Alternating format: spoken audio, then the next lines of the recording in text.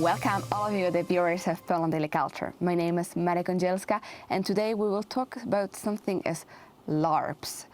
I don't know if you recognize this code, but those are, I would say, games who come back very dangerously to their reality.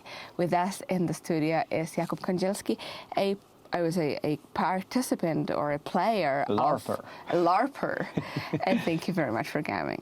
Thank you for having me. Hi. And I would say Old Town, Wyszkon, Zakonki, whatever those names mean, there are places or names of those LARPs, so the games which are in the reality. Tell us in the real world, yes. What is it all about?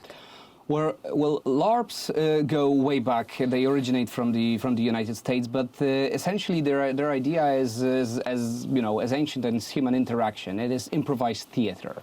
This acronym LARP stands for live action role playing. So essentially, we pretend to be in a certain situation, improvising theater.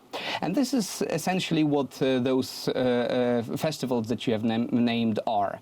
Those particular ones deal with the idea of a world post-apocalypse. So a world where, let's say, nuclear bombs have fallen on most of the world, and right now people have to find their way in this new and often cruel realities.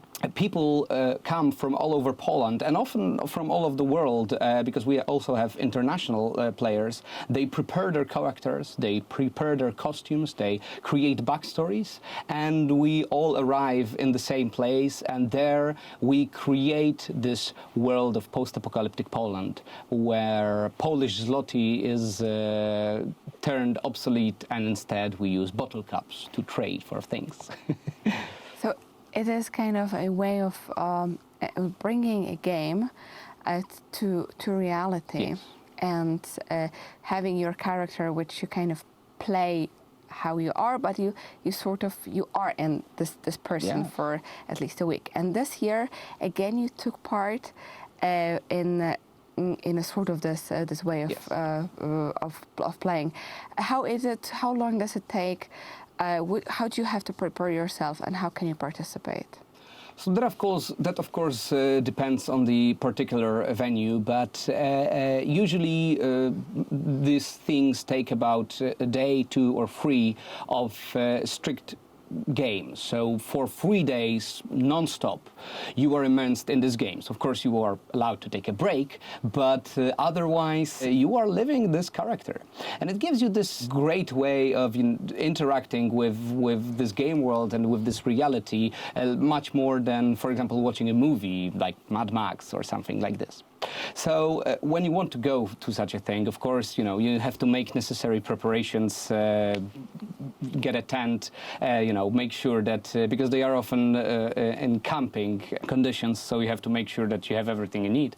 But in terms of preparing your character, first of all, you need to have a costume. If you're in a world that has no H&M, no stores, you have to, all of your clothes will have to be a little bit dirty, a little bit, destroyed, maybe burned up. You have to have a cool character with a nice name, something that will remind people of a world that is already gone. Well, you have to thoroughly read the game's rules, because it's very important that everybody feels secure and no boundaries are crossed. Well, is it normal ways of having vacation too boring? That you actually have to kind of jump to a post-apocalyptic life? And the other thing, are only Polish people involved in it, or is it an international game? Well, like I said, the ones that I particularly enjoy are Old Town, Wyszkon, Zakonki. All of those things attract international players, yes. But in general, LARPs are played all over the world, really. Almost every country in the world has their own LARPing scenes where people pretend to be other characters, and whether it is something post-apocalyptic or maybe medieval. We have our great medieval LARPs in the Volyn island, We have a Witcher LARP. Those things happen all over the world. Wherever you live, you can take part in this such a thing.